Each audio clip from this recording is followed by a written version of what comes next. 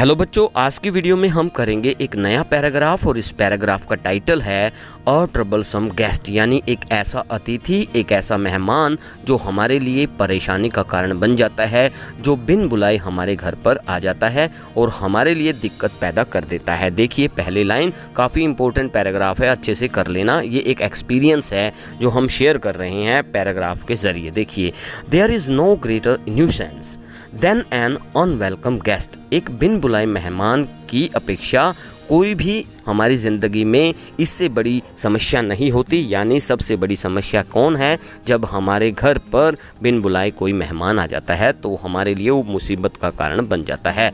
We have to entertain him, हमें उसकी सेवा करनी पड़ती है, उसका ध्यान रखना पड़ता है। वाइल, जबकि our heart is cursing him, हालांकि हमारा जो दिल है उसको बद्दुआएं देता है, कर्ज करता है, कोसता रहता है कि ये क्यों आ गया हमारे घर पर, लेकिन फिर भी हमें उसकी खातिरदारी करनी पड़ती है। वी आर कॉट, हम पकड़े जाते हैं, हम जकड़े जाते हैं। इन अ वेरी स्ट्रेंज सिचुएशन, एक अजीब तरह की सिचुएशन में, एक अजीब तरह के हालात में हम फंस जाते हैं। We can't bluntly ask him, हम सीधे सीधे उसको नहीं कह सकते टू गो अवे, कि हमारे घर से चला जा। सीधे सीधे डायरेक्टली हम नहीं कह सकते। दो, यद्यपि एवरी मोमेंट, हर क्षण विद हिम, उसके साथ इज़ अ टॉर्चर, वो दुख का कारण बनता है। हमें उसकी एक एक मिनट वो दुख भरी लगती है और हम सीधे सीधे उसको नहीं कह सकते कि अपने घर पर चला जा, बहुत बड़ी मुसीबत हो जाती है। I had one such guest, हमारे घर भी एक ऐसा ही गेस्ट आ गया था बिन बुलाया। During my annual examination last year, पिछले साल जब मेरी वार्षिक परीक्षाएं चल रही थी तब वो आकर के हमारे घर बैठ गया। क्या हुआ फिर उसके बाद? He is one of my cousins, मेरे कज़न्स में से एक था वो। और क्या था? ही इज़ एन आइडलर, वो बिल्कुल निठल्ला आदमी था और उसका कोई काम धंधा नहीं था, खाली बैठा था, मुझे परेशान करने के लिए वहाँ हमारे घर पर आ गया। ही न्यू, उसको पता था that I was taking my examination, के मेरे एग्ज़ाम चल रहे हैं, मैं परीक्षाएँ दे रहा हूँ।